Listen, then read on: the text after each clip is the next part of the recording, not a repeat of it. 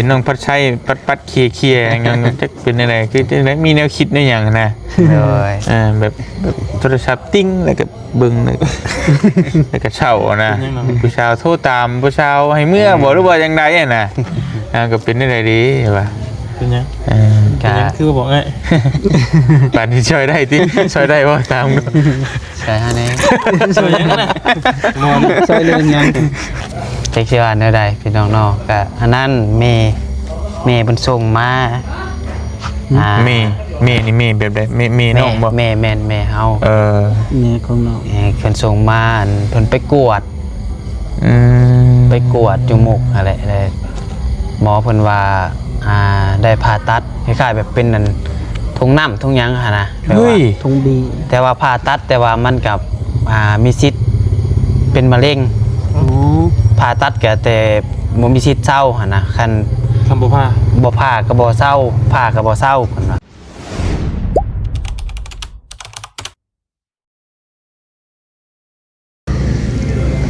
มาพี่น้องเอ้ยเปิดภาพมาบัดนี้ก็มาอยู่โอ้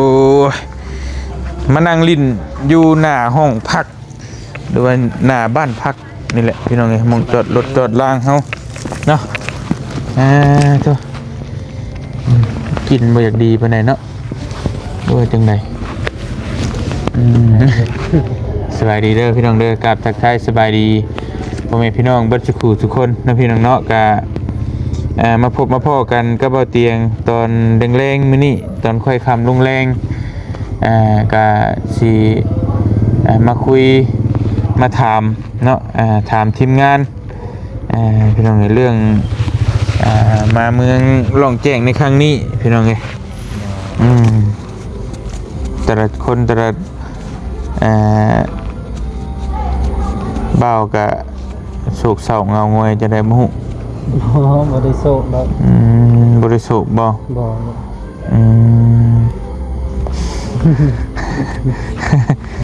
คือเป็นได้ลูกบ่สบายไข้เลยแค่แน่แล้ว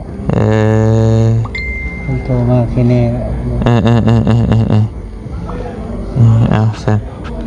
เดี๋ยวส่งอันนี้ให้น้องมีกันแป๊บนึงพอดีเดี๋ยวแป๊บนึงขอกินน้ำแล้วเนาะใช่นี่ไม่ก่อนเบาเงายังไปลงคลิปจุฬาเพิ่นน้อยนึงไปนั่งมาแล้วสัญญาณมาไปหอพุ่นบ่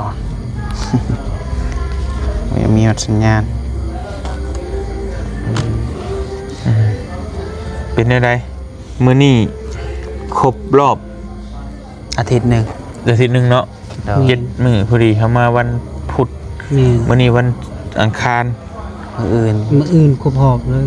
ครบรอบที่8แล้วครบรอบก็8 มื้อเลยตัวนี้7 มื้อย่างเอามื้อที่8เป็นไงไหวอยู่บ่ไหวอยู่บ่ท้อเนาะแม่นบ่ได้ท้อเพราะว่าก็มีเวียกเฮ็ดไปเลยบ่ได้ท้อต้องเรื่องเวียกต้อง4 มื้อทหารแต่ว่าเมื่อยเด้ก็บ่ได้เมื่อยปานใดเพราะว่าก็บุกนำกันเด้บ่เมื่อยน้ำนิดยังเมื่อยก็พอกันนั่งลิ้นอยู่นะน้องมาถามไทยกันครั้งแรกเด้นี่เนาะโอ้เห็นน้องพัดชัยปัดเคลียยังจะเป็นอะไรคือจะมีแนวคิดในอย่างนะเลยแบบโทรศัพท์ติ้งแล้วก็บึงแล้วก็เช่านะผู้ชาวโทรตามผู้ชาวให้เมื่อบอกหรือว่าอย่างไรนะก็เป็นอะไรดีป่ะเป็นยังคือบอกไงป่านนี้ช่วยได้ที่ช่วยได้ว่าตามช่วยฮะนี่ช่วยยังนะมอนช่วยเรื่องยังช่วยได้ว่าอะไรช่วยยังนะช่วยได้ว่าอะไรบอกก่อนเธอยังหัวปากแล้วเธอยังเช็คชื่อวันใดพี่น้องนอกก็อันนั้นเมย์บนส่งมาเมนี่เมแบบใดเมน้องบ่เมเฮาเมของน้องเพิ่นส่งมาเพิ่นไปกวดจมูกอะไรหมอเพิ่นว่าได้ผ่าตัดคล้ายๆแบบเป็นนั่นทุ่ง งน้ำทงหยังหั่นนะแปลว่า เฮ้ย ทงบี แต่ว่าผ่าตัดแต่ว่ามันกับมีสิทธิ์เป็นมะเร็ง อ๋อ ผ่าตัดก็แต่บ่มีสิทธิ์เศร้าหั่นนะคัน ทำบ่ผ้า บ่ผ่าก็บ่เศร้าผ่าก็บ่เศร้าเพิ่นว่า บ่ผ้าได้ดีกว่า ก็นั่นแหละก็จังว่าเพราะว่าเพิ่นปาดอัน2 รอบแล้วหั่นนะผ่าตัดนะ เฮ้ย แล้วปาดยังไงนี่ อ่าเป็นก้อนเบ้าเด้ที่แรกครับเป็นก้อนเบ้าแต่หยุกหมุนลูกออกหมดแล้วก็ยังมาเป็นอีกแต่นี่ฮะเป็นอันเพิ่นว่าไปกวดเห็นน่ะเป็นทงน้ำว่าซั่น โอ้ เฮ้ย ก่อนเพราะว่าหมดลูกจังเราหยุกออกหมดเลยเด้ อันนี้คือเราเป็นตะลนตะกี้แล้วบ่ดูไว้มหาสิฮุง ตัวนี้ฮะเป็นใหม่ตัวนี้ฮะ อืม แต่ว่าตะกี้น่ะเคยผ่าตัดมาก่อนบ่ แมนเคยผ่าตัดมาแล้ว2 เทื่อเทื่อแรกฮะก็เป็นในปีกบ่คือเป็นในหยังนี่แหละผ่าตัด ปีกมดลูกอักเสบกะมวนปีกมดลูกเป็นอันก้อนเบ้าก้อนหยังนี่กะเห็นโดยเตียงนี่ยินหลายอยู่เพิ่นไป แมน ไปผ่าตัด ผู้หญิง ไปห ส่วนหลายผู้หญิง แม่นแต่ว่า มันก็บ่น่าติเนาะโอ้ แต่ว่าเทื่อนี้เทื่อที่3คะแนนว่าเพิ่นได้ไปผ่าตัดนะแต่ว่าผ่าตัดอยู่ลาวนี่บ่ได้แล้ว มีแต่อยู่ไทยคะแนนว่าได้ไปผ่าตัดกั เอา น สดๆร้อนๆได้นี่พี่น้องบ่เตียง แม่น บ่ได้ฮู้ได้ เอาเพราะว่าบ่นั่งเงาๆงอยๆนี่ อ่า เฮาก็คิดว่าน้องเพิ่นมีหยังผู้สาวโทรตามมาหยังนั่นนี่บ่สดๆร้อนๆได้นี่น่ะ โดยแม่นค้ากระส่งมากที่นี่ ว่าสงสัยอยู่มื้อ บ่พอกินข้าวมาเหมือนกันอีหลีก็คือว่าล่าเริงโอเคอยู่เด้ โดย คือว่าหัวม่วนอยู่บางทีบัดโศกเศร้าอีกนี่ ส่งเสียงมา โอ้ยเนาะ ตั้งใจ ให้ฟังบ่ได้สำบุเน็ตบ่ถึง นะ อ้าวสิแนวใดสบาย เฮ้ยนี่ลองชี้ เนาะ กำลังว่าสิได้เมียแม่ว่าอันก็ได้ผ่าตัดกันแล้วแหละ โค้งเพลงกลับมาดึงนี้ บ่อันทีแรก บ่น้อง ว่า เพิ่น สิ น่ะ ได้ ความหมายน้องเพิ่นกำลังเชื่อเมียเห็นในคลิปว่าเก็บเงินขอเมียบ่ โดย บ่าจะขอเมีย แม่น วันนี้สิเก็บเงินไปผ่าตัดแม่บัดนี้นี่ ผ่าตั นะ ดแม่ก่อนแล้ว ประมาณนั้นนี่ เอาแม่ก่อนแล้วจึงเอาเมีย เนี่ยนั่นแหละปู่มีพระคุณเนาะ เมียไว้ตำหลังแล้วบัดนี้กันว่า เจ้านี่อยากได้เมียหาเงินแต่งเมียเนาะ มันบ่อยากได้นะมันได้แหละ มันได้แล้ว แต่บ่มีเงินแต่งเขาตอนนี้บ่ซั่นซะมันบ่ก็สิว่าจังได๋โอ้ย ก็ง่ายกับค่าดองกันนะเนาะ ทีแรกว่าสิเก็บเงินไว้ไปสู่ขอไปแต่งเมีย โอ้ แล้วบัดนี้เพิ่นแม่เพิ่นไปกวดมาเพิ่นว่าย่านได้ผ่าตัดคะแนนว่าได้ไปผ่าตัดรอบนี้เพิ่นว่าไปผ่าตัดอยู่ไทยนี่ก็ค่าใช้จ่ายก็รัก5เพิ่นว่า 50,000 โดย แนวมันเลย60,000 เดี๋ยวผ่าตัดนี่ก็บ่เศร้าอีกบ่ประมาณ บ่แน่เพราะว่าเรื่องต่อให้เป็นมะเร็งอีหลีนะต่อให้เป็นมะเร็งอีหลีก็เดี๋ยวนี้อ่ะก็อยู่ได้ เพราะว่าเครื่องมือมันทันสมัยไปคีโมเด้คีโมตลอดแต่ว่า ต้องเฮ็ดตล ต้ อ อ ด งใช้เงิน นั่นแหละมันต้อง ต้องได้เที่ยว ถ้าเป็นระยะเริ่มต้นนี่เว่าง่ายแบบประชาชนบ้านเขาก็บ่ตายง่ายนะ เอาอยู่เนาะ หลายบางคน10 ปี20 ปีนี่อยู่แต่ว่าเฮาต้อง แต่อันนี่ก็ยังบ่ได้ชนิดก็ยังบ่ได้ฟันธงว่าเป็นมะเร็งแม่นบ่ล่ะ ก็บ่แม่นว่าเป็นมะเร็งคือเพิ่นว่าถ้าหากว่าไปปาดแล้วรอบ3นี่มีสิทธิ์แบบว่าเป็นมะเร็งหั่นนะ ยังแค่ว่าเพิ่นชนิทานไปซื้อ โดย ยังบ่ได้ฟันธงว่าเจ้าเป็นมะเร็งแท้นี่คือการก็น้องชิงไส้นี่สภาพผ่าตัดหรืออีกหลายเคสที่ว่านั่นเพิ่นก็ชนิทานว่าอาจจะเป็นมะเร็งนู่นนั่นเพิ่นปาดไปแล้วก็มันก็เศร้าแล้วก็บ่ได้เป็นหยังเด้ก็ยังโอเคเด้ เป็นเนื้องอกเนาะ แต่ว่านี่ก็อาจจะเป็นมันก็เป็นเนื้องอกนั่นแหละเริ่มมันก็เป็นก้อนขึ้นมาคือเนื้องอกนั่นแหละก็ปาดออกบางคนน่ะมันปุงมั้ยปาดแล้วปุง อันนี้ครับปาดเอาเบิดแล้วแต่ว่าคล้ายๆแบบว่าเพิ่นว่าเป็นธงน้ำมันติดบอลที่ว่าสำคัญหั่นน่ะ โอ้ ไก่บอลสำคัญเพิ่นว่าแต่มันเสี่ยงต่อการเป็นมะเร็งทางว่าปาดออกก็ได้ ก็มีแต่หายาหาสมุนไพรกินลองเบิ่ง โดย บางคนก็เศร้าพี่น้องไงแต่ว่าขั้นตอนสุดท้ายก็ต้องได้ปาดนั่นแหละเพราะ ราะว่าถ้าเฮ็ดอะไรก็บ่เท่าก็ลองเบิ่งอันนี้ แม่นก็ต้องได้ลองแรกกันว่า กับหมอเพิ่นเก่งอยู่ดอกพี่น้องเอ้ยก็ เกมพลิกเนาะพี่น้อง เจมพิก มีเพิ่นสินอันนั้นกับผู้นายไปคอยไว้นี่ได้นี่ เมียน่ะ เด้อ เนี่ย คะแนนว่าที่แรกฮะว่าสิเก็บเงินแล้วอยากแต่งบัดเดียวเลยบ่อยากเฮ็ดให้มันยุ่งมันยากนะคัน ทั้งคอทั้งแต่งมือเดียวเลย แม่นเพราะว่าที่แรกหาเพิ่นว่าอยากให้ไปขอก่อนมันจังไปมาสะดวกสบายแต่ว่าเพิ่นก็ต้องให้ปงเงินปงคำออกเงินซะก่อนนะแต่เฮาคือว่าโอ้ยามันยากอย่ามันได้จัดงานรายเทื่อมันก็สิเมื่อยแน่นั่นนี่หาแหละ เนี่ยมันเนี่ย ก็เลยคิดว่าอยากหาเงินได้แล้วก็จังไปแต่งบัตรเดียวเลยมันจังจบเลยนะ สั้นก็ดีบัดเดียวมันจึงบ่หลายเทื่อ แมน ตอนนี้เบิดเฮง แต่ว่าคันว่าอยากได้ผ่าตัดแม่ก็ยัน โจ กอกสองไม่อีกบัดนี้สิ เลย พี่น้องเนาะ ก็2 ปีเลยแต่เทื่อแรกเราผ่าตัดแล้วครั้งแรกผ่านไป2 ปีกลับมาเป็นอีก2 ปีผ่านไปอีกนี่ระบาด2024ผ่านไปอีก2 ปี2026มาเป็นอีกล่ะ มันเหมือนมันตรงใหม่บ่ กระโบฮู้ มันคล้ายๆแบบทำนองนั่นแหละ ติดทำนาน แม่นตั้งแต่มันคนเฮานี่มันเป็นจากบางคนน่ะเป็นจากเลือดแบบเลือดลมบ่ดีนะมันก็มีมันจะเฮ็ดให้เฮาเป็นนั่นนี่เป็นดุนะเป็นเรื่อย พี่น้องแต่ว่ามีแต่ว่าพยายามเนี่ยหา อย่างเรา แนวมาให้แม่ เฮ็ดเวียกหนักเด้ แม่น คือเราขายเครื่องขายยืนเบิดมือเบิดเว้นขายเครื่องน้ำซาวลิตแล้วก็บ่ได้สนย่อว่าซาวลิตก็มันบ่มีคนเฮ็ดได้แต่บางเทื่อพอบ่อยู่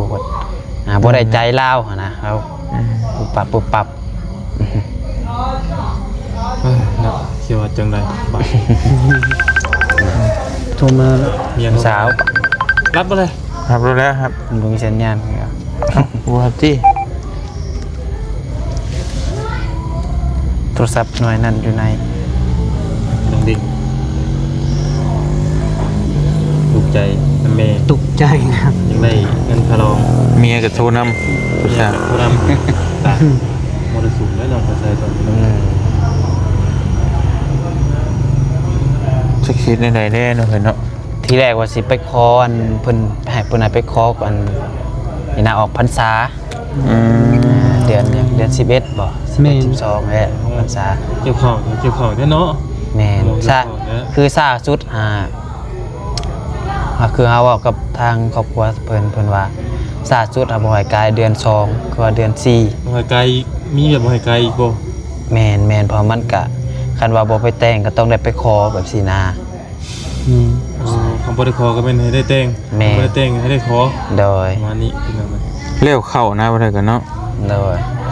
ช่วงเลี้ยวเข้านี่ต้องเอาไปต่อไปแจ้งเท่าไรค่ะลองไอ้ยังไม่ได้เคยถามจักเถื่อ ค่าดองที่แรกไปร่วมกันทักทามบอกเพิ่นเด้อ ถาม ทับทาม ทับถาม รวมกันเพิ่นว่ามา70 ล้านคำ2 บาท ใจเย็นใจเย็นผู้กองใจเย็นน้อง แต่ มัน ก็ ก็ ตื่น งัวหา2ตัวหมูตัวหนึง สองตัวหนึ่ง แต่บัดนี้เพิ่นต่อเรือ50 ล้านคำบาท1งัว2ตัวหมูตัวหนึง แสดงว่า ใน50ล้านนี้เบิดได้บ่ คันบัดมือไปปงไปแต่งกับปง30 ล้านข้าง20 ล้านค่าดองคำกับ2 สลึง แบ่งครึ่ง คำ2 สลึง งัวตัวหนึง โดย หมูเด้ หมูกับตัวหนึง มือตัวนึง หมูนี่ให้เลย แม่น งัวนี่ไปตัวหนึงข้างตัวหนึง แม่น ทางไว้ครึ่งนึง โดย บ้านเฮาเพิ่นเอิ้นว่าคาดไว้พี่น้องประมาณนั้นก็ถามว่าเพลงบ่มันก็เพลงถามว่าบ่เพลงมันก็แต่ว่าก็บ่เพลงเพราะว่ามันก็ยุคนี้มันก็ถือว่าประมาณนี้นะ โดย แต่30 ล้านก็ประมาณ 40,000 กว่าบาทเนาะบาท 45,000ประมาณ คำนี่ ปลาย 2 สลึงนี่ก็ประมาณ3ปลายอ่ะ 4อยู่ไหน ฮะ 3 4พุ่นแหละ 4มาแล้ว4 อ้าวว่าบาทหนึงมัน70,000เด้เห็นป่ะ ประมาณ30,000ปลายเนาะ30,000ปลายกับ มัน 4 มัน พุ่นแหละ 70,000บาทอ่ะตีซี่ก็ได้เอ้าเพราะว่าเห็นข่าวว่าคำมันลง40ปลายล้านเด้เดี๋ยวนี้นะ46ล้าน ได้ ถ้าตีไปเพิ่มขึ้นเนาะอ่ะไป ประมาณ4อันนั้นก็45 95แล้วงวดตัวหนึงตีให้10,000 ได้ 10,000อ่ะแสนกับ 5,000ตีให้หมูตัวหนึงหมูก็ตี 5,000ประมาณ110,000 บาทหาเงิน110,000 บาทไปให้เพิ่นอันนี้คือให้เพิ่นได้พี่น้องเอ้ยบัดจัดงานนี่ต่างหากอีกได้นี่ แม่น จัดงานทั้งบ้านน้องนี่ก็หลักแสน ประมาณ200,000ไปหาเงินนี่ ถ้ามาจัดทีใหญ่ในก็3เชน แมนอยู่ทางอันผ่ายทรายก็ต้องได้จัดอยู่ ต้อง แล้ว จัดเฮาก็ต้องเตรียมต้องงัวนี่น้องซื้อไปให้เขาเนี่ยก็ซื้อมาให้เฮาอีกแน่นั่น แมน ไปเฮ็ดดอง ที่ให้ช่วยเท่าไรแต่บัด นะ เสียไอ้แก้วก็ไม่เตียงช่วยเท่าไร อ้าวไม่พูดแบบนี้วะผู้กองจัดการคือว่าแบบนี้วะ แก้วก็ผู้กองช่วยเลยบ่เตียงพอเราแล้ว ซอยก็ฮอดมือก่อนจำซอยได้อะไร ตัวว่าดอกซอยแต่ได้ก็ได้ บ่ฮอดมือฮอดยาม เบิ่งตามความเป็นจริงแน่เนาะ ผู้กองนี่บ่ขอลายดอกจักร้อยไป ก็ยังนะ ฮะ ลอยลังบ่ 100 ล้าน เอาแบบพ่อเลยเรืออีก เรือเลยเรือกระดองเจ้าอีกอันนี้ โอ้ เอ้าผู้กองด้วยเนาะระดับผู้กอง แล้วตอบว่าได้นะดอก ได้ ดอกร้อยยี่เฮ้ยเนาะ จะความเจ็บความเป็นเข้าใจอยู่แต่ว่าตอนที่บ่ยาวก็จ้ะตอนบ่ทอก็ตายบ่ล่ะตอนนี้ โอ้โหเย็นกู พ่อก็ตายแม่ก็ตาย เนาะแต่อีต้นนี่เลยอ่ะ โอ้ยบ่หายได้ บอยตะกี้สงสารพี่เลยวันนี้สิว่าสงสารไปดีวะโอ้ สงสารมาตุกคน วันนี้เมย์ป่วยจะไปผ่าตัดเดี๋ยวมีเงินจะไปขอเมียผู้นั้นคือว่าพ่อกระตายเมย์กระตายเฮงนักกูนี่ พ่อเนาะ เอาอีลีกับเมียคว่ำมานะบุรียังแค่ป่วยเชื้อดิแค่ไปเที่ยวไปห้องหมอผู้นี้ตายเลยโอ้ยตุนเลยบาเตียงก็คือการพี่น้องไงนัก แมน ต้องไปผู้นึงต้องผู้นึงอยู่เนาะ แม่น กี่ไปบ่ซองก็ได้ ไปกับพ่อตายพ่อแท้ๆตายแล้วเหลือแต่เมย์แท้ๆกับป่วยเนี่ยพังพาไปฟอกไตทุกอาทิตย์ละ2 เทื่อเขาต้องหาเงินมาอาทิตย์หนึ่งประมาณ6,000 7,000 บาท10,000นะอาทิตย์ละ10,000 เพื่อใครอยู่เขากินแค่นั้น เนี่ย10,000ปลายเนี่ยบ่อยู่อาทิตย์เนี่ย พอปัวแม่ บว เนาะ กพ่อปัวแม่เดือนหนึง4-5 หมื่นต้องมีทุกเดือนเจ้าบ่มีก็ยะ ต้อง มัน หาา บ่ ให้ มี ได้ คำว่าบ่มี ได้เข้าใจตัวนี้ เมย์เขาเนาะ จำเป็น แม่มันเจ้าสมมุติว่าเจ้าหิวอยากนั่นอย่างนี้จะอดเอาได้จะกินลาบชิ้นไปกินเนี่ยแซ่บๆอดไปกินจ้ำเกลือได้แต่ว่าอันนี้มันบ่ได้ฮอดมือบ่ไปฟอกเจ้าก็บ่ได้ แม่น แล้วก็เมื่อยมันนักอยู่พี่น้องตัวนี้กันแต่เฮาก็บ่ได้เคยจมบ่ได้เคยว่าเมเด้ แม่น เฮาก็ดูแลสุดความสามารถเฮ็ดทุกวิธีทางโอ้วางหันกับคนในบ้านจนเว้าแหละเว้าตามตรงแหละว่าเราสิบ่รอดนะเห็นเนาะสายยุงยังใช้ท่อหายใจยังค่อยป้อนเข้าอันเด้ แม่น ไปก็บ่รอดแท้ๆแต่จังว่าเห็นเราชุมมือนี้นะจนลงใส่บาตรแต่ยังก็โอเคอยู่เฮาก็ดีใจอยู่ ทางชุดท้ายเนาะ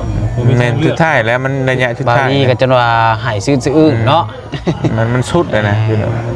คือว่าง่ายมันแค่หายใจพะเงียบใช่นะศพแบบบ้านเฮากับก็คือว่าชอบใจเลยนะว่าง่ายแล้วมันจะคมเฮ็ดอ่ะ แม่น แต่การมันก็เอาถือว่าเก่งอยู่หมอคนเก่ง หนักและตอนนั้นก็โอนเงินไปให้เบาลี500,000ให้แม่เด้อ ผู้กองก็ซอย500,000เด้อ 2 เทื่อ ธรรมดา ผู้กอง แม่อีตนเลย น้องมารับผู้กอง มีก็ช่วยกัน โอเคเนาะพี่น้องมีแต่สู้แล้วน้องพอใจกันเด้อเฮ็ดได้ก็ผ่านไปเดี๋ยว สู้อยู่แล้ว เดี๋ยวบ่ถึกเลขเนี่ยจะ16ตื้อคือเขาเนี่ย เนาะ เดี๋ยวสิปิดจ็อบให้ดอกไปบ่ต้องจ่ายหยังสิแจ้งให้เลยนะเนี่ย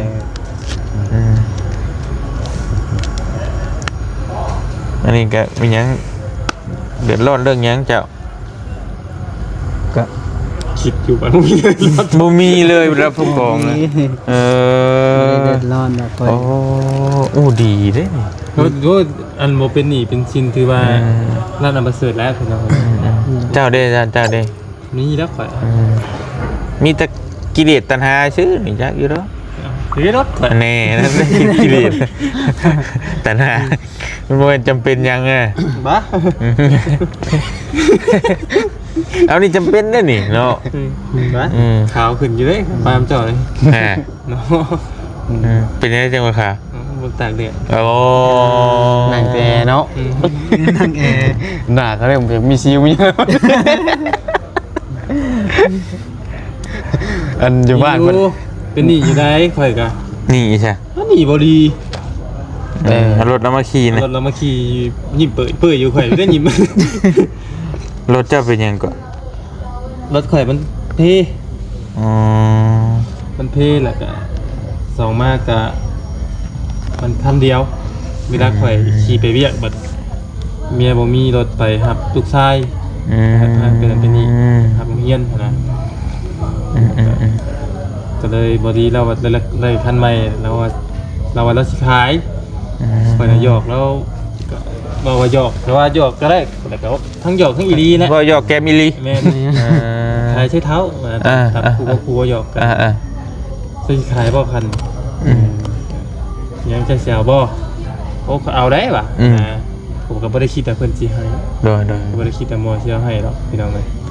ก็เลยพอคำมาแล้วแล้วเธอจะเสียวอยู่บ่รถข่อยประมาณนี้นี่คือมูคูคุยกันนะพี่น้องเลยแต่ว่าเธอก็เลยว่าเอาแต่ว่าบ่ได้มีเงินไหนข่อยมีเงินไหนเลย เจ้าก็กล้าบอกเนาะเจ้าก็เนาะบ่มีเงินก็กล้าบอก เอา เนาะ แบบมันหลอดแล้วนะมู ตรงๆเลยที่ ได้เว้าด้วยตรงนะจริง แต่ว่าข่อยบ่มีให้เลยยันย่ำใดก็จังใจยันได้ก็ได้ย่ำใดแต่ข่อยสิให้แต่ว่าสิใจแล้วไป1,500เป็นแล้วถ้าหาบ่ได้แต่ข่อยว่าข่อยสิบ่จ่ายข่อยว่าตรงๆทีแล้ว เดี๋ยวคุยกันแล้วพรเดือนเท่าไร บ่มีกำหนดมีย่ำใดก็ให้ข่อยว่าไปชี้รถเอาแบบตั้งแต่จุดเริ่ม เฮงนักก็ใช้ไปขอเมียเองเนาะมีกำหนด นี่มีกำหนดเลยอันนั้นนี่มากำหนดอยู่ว่าเดือนนั้นเดือนนี้ ครับ ก็เลยเอามารถมาขี่พี่น้องยังเท่าไรแหละ20,000 แล้วว่าราคาเท่าไหร่ แล้วว่า20,000แล้วว่า20,000 ตอนนี้จ่ายแล้วไปเท่าไหร่ เธอต่ออีกได้ค่ะ มีผู้จ่ายยังต่อเราอีก ตึงพูดเลยดิโอ้ ๆไอ้นะบอก คิก คิกเด้ คิกเด็กๆข้าวข่อยเป็นวิรุ่น แล้วเธอต่อแล้วอีก เท่าไหร่ 18,000 ถ้าก็รุ่นไหน ลดให้ จ่ายเท่าไหร่ตอนนี้เอาเบ้าจ่ายเดือนเท่าไหร่เอาตอนนี้อ่ะ อ้าวจ่าย1,500กระเดือเท่าไรเหรอ ยังบ่ครึ่งซะ คือแต่ปัญหาตะกี้กูโอ้ เอารถแล้วมันขี่กันสิเพ่เดี๋ยวมันจะ ยัง กี่บนเรือจักหมื่นจักใดสึกเลขก็สิช้ำให้ซะดอก นั่นแหละ หากัน ปัญหา จ่ายไปแล้วปลายบ่พอดปลายเนาะ โอ้ยคิดว่ายังฝ่ายมัน ต้นก็ยังบ่ได้ เออ ตังก็มาเรื่องมาแล้วก็ว่าตังให้ขี้เราอ่ะตังให้มู่คู่ขี้แบบเราเห็นคือข่อยกับบ่ค่อยมีปานใดเห็นแหละเลยมันให้มู่ขี้คำว่าสิให้ซื่อบัดคือว่าโพดเราอ่ะ ยันหมูบ่เอาอีกยันหมูเกรงใจ บ่เรื่อง บ่มันผลพวงกับเรื่องลูกเรื่องเมียเด้ คำว่าสิให้ซื่อ แม่นสมมุติมันบ่คือเฮาเป็นเฮาวัยรุ่นเด้เอ้าได้ใจให้มึงเป็นแต่ว่าอันนี้ยังเจอครอบครัวอีกมันแบบตะงึดอยู่นะแต่แบบเฮาแบบว่าคล้ายๆว่าอยากให้ชื่อแหละแต่ว่าก็คือว่าให้แบบว่าให้มันมีนิดนึงก็คือว่าจริงๆมัน บ่ได้ทั้ง10,000 กว่าบาทมันเป็นไปบ่ได้นะทั้ง ญาติพี่น้องทั้งลูกทั้งเมียเราเด้หรือว่า แม่น พี่น้องทั้งเจ้าเด้ใช่ แม่น เพื่อกับพวกบางคน เป็นหยังคือเอาไปให้หมู่บัด เออ ตั้งแต่ลูกหลานทั้งเมียอยากได้อยู่บ่ให้สิเด้มันเป็นมันนั่นน่ะ มั เนาะ นก็สิมี มันยากได้เขามีเมียนะ แม่น มันสิเป็นอารมณ์ประมาณนั้นมันก็ได้กลายว่าเป็นเงินเส้น อืม นั่นแหละนี่มันก็มีประมาณนี้เงินเก็บไปไกลชีวิต ยังเหลืออยู่16,500 ร้อยเนาะแต่เงินเก็บมาหลายหลายปีกับใกล้ชีวิตแล้วมัน แต่บ่ได้มีแนวงอกแนวเงยเนาะมีแต่แนวคิดแนวเหียนนี่เนาะพังเว้าแล้วก็ มันไปเรื่อยพี่น้องมันไปเรื่อยถ้ามันหาทวงบ่ทันแล้วก็ขายกิน ว้าวซึ้งแท้เอาบ่เนี่ยเอาข่อยก็เรือใจเอารถตัวนี้ ให้ดีป่ะ ไอ้นี่ เอาบ่เอาบ่ เอาละเมื่อเลยบ่บ่ เยอะนั่นนักตอนนี้วอนน้ำลูกจุนนักนะพี่น้องที่ว่านักตอนนี้ก็คือลูกนี่แหละทางว่า เป็นนักไปได้ลูก นม สินุ่มให้ลูกก็นักได้เนาะ นี่แหละเขายังบอกน้องผู้คนที่มานำหลังอันนั้นแต่ยังบ่พร้อมยังไงว่ายัง บอกก็เฮ้มันอยากได้เนาะ ยังไงก็เอา ก็ยังดอกแต่ว่าฮอดกัน จะขนาดชื่อดีเลี้ยงลูก มันก็หู้ได้2ก้นเลยงานเราก็มีอยู่นี่ โดยเข้าใจอยู่เรื่องลูกก็ต้องได้ซื้อไว้แล้วก็ แม่อยู่ลูกเขาแบบอยู่ในช่วงนี้กำลังกินเนาะแบบว่ากำลังแบบนุ่มก็เร่งนุ่มนะก็มาเป็นคนกินตัวแพ็คหนึ่งอาทิตย์หนึ่งก็พอได้ ทุกกองจะคนลูกจะคน ผู้เดียว จริง มันดูถูกเราโบเก่งไปได้ อยากเลย โดยบ่เป็นหยังยอกได้ข่อยบ่ได้เครียดเลย นี่อย่างนี้เราเกินจะคว้ำแล้วเอาหน่อยมันถึงบ่ลำบากเลยลายมันบากเลยลูกนะเอาแม่จะ4-5 คนโอ้ตายบอกคำเดียวว่าตาย กันว่าคลายเครื่องก็จะหยุดบ่ได้หยุดเนาะ เมื่อยเลย ผู้หนึง2คนคือนี่ คันว่าเลี้ยงใหญ่แหละสิสบายผลเฮงทุกข์ได้เลี้ยงใหญ่บางคนคันบ่เป็นคนเนาะเฮงใส่พานแต่เงินนี่ป๊อ จะน้อยไปแต่งติรถตายฉันเป็นผู้ชาย บางคนว่าโอ้ยเลี้ยงใหญ่ก็สบายดอกว่าเลี้ยงใหญ่บ่ได้ขึ้นน้ำเลย เลี้ยงใหญ่ไปเลี้ยงกันเลี้ยงผ่านบ่มีกัน เอาบางคนเขาบางคนเลี้ยงใหญ่แหละฮู้จักความหาเงินหาคำใส่เองกับก็ดีแบบนั้น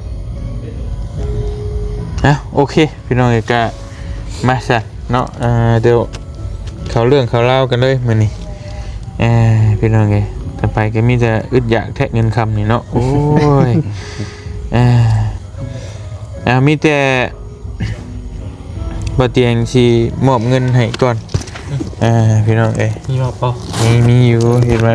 จมมาบ่มีเงิน เดี๋ยวถามไปที่อื่นถามไม่ได้ ใช่ครับโอ้เป็นสวยดีเจ้ากันเนาะเห็นหน้าเงิน คนบุกที่มอบเงินให้คัก ถามอะไรกับเบื่อบ่ โอ้ เพิ่นกะนี่แล้วเพิ่นกะทางผู้ใหญ่เพิ่นอยู่ทางต่างประเทศเพิ่นกะเห็นใจเพิ่นก็ว่าเห็นทีมงานเมื่อยกันพี่น้องเพิ่นก็แต่ว่าเพิ่นฝากมานั่น100นี่ก็ประมาณ1,100,000นี่แหละประมาณนี้เดี๋ยวไปก็สินับไปก่อนจะจกกินเบิดได้บ่จ๊ะเงินข่อยกับบ่มีคือกันกระจายกระห้องก็ขึ้นได้2แสน3 7 1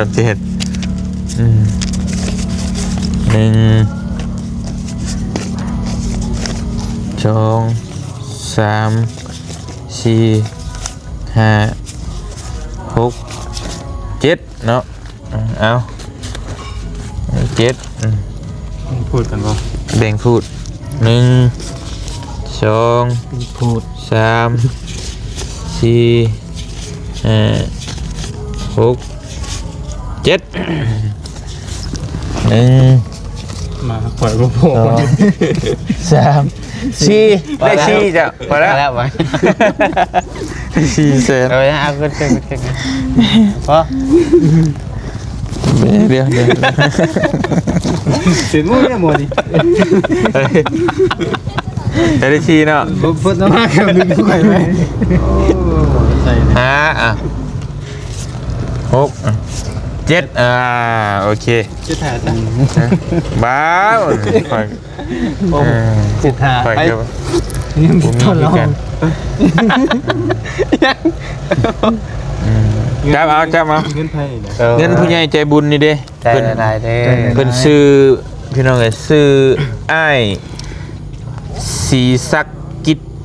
นิกรแล้วก็อ้ายดอนไสยจิตเนาะ